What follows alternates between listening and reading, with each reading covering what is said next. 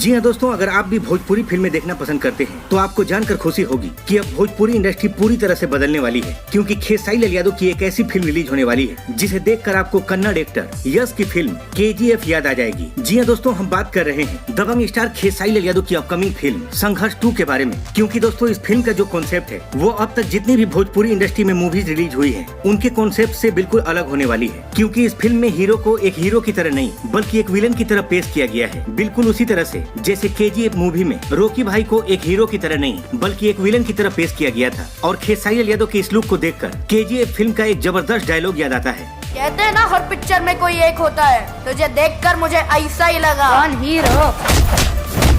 नहीं, विलन। वैसे दोस्तों आपको बता दें कि संघर्ष 2 में जो एक्ट्रेस होने वाली है वो भी साउथ फिल्मों की सुपरस्टार एक्ट्रेस मेघा सिरी है। फिल्म के लोकेशन से जो तस्वीरें और वीडियो क्लिप निकलकर सामने आ रहे हैं उसे देखकर अभी से ही फैंस में काफी ज्यादा एक्साइटमेंट बनी हुई है। और शायद पहली बार ऐसा हो रहा है जब किसी मूवी को इतने जबरदस्त तरीके से और बिल्कुल नए कॉन्सेप्ट के साथ पेश किया जा रहा है, जिसे देखकर इस बात की खुशी होती है कि अब भोजपुरी इंडस्ट्री में KGF जैसी एक्शन मूवीज की शुरुआत हो चुकी है। और इन सब का क्रेडिट जाता है अपने दबंग सुपरस्टार खेसारी लाल यादव जैसे भोजपुरी स्टार को और उनके चाहने वाले फैंस को। तो दोस्तों इसी के साथ मिलते हैं अगली वीडियो में, तब तक के लिए जय हिंद, जय भोजपुरी।